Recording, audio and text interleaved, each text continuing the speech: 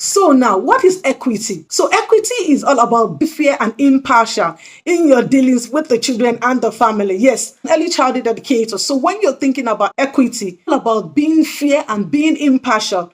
You have to be fair in your dealings with all the children. You're not going to think of, oh, this child, I just love the way they look. You're giving them your attention, neglecting every other children in the classroom. This is not what equity is all about. It's all about being fair and impartial in your dealings with the children and the family. You're going to say, oh, you're going to be partial towards some children because they listen, because they're well behaved, and then you're neglecting other children, classifying them as being bold.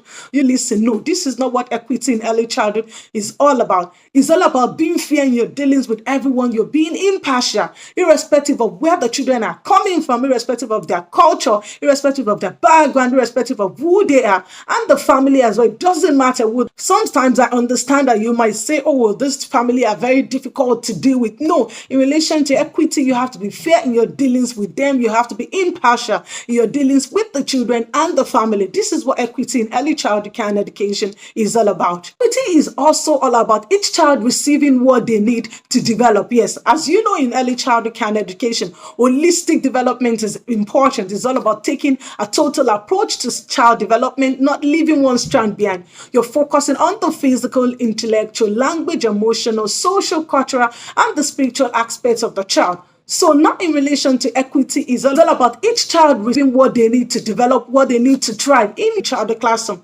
So now let's talk about in your early childhood classroom. You have children with different needs. Yes, for instance, you could have children with additional needs. So in relation to equity is all about these children to reach their full potential.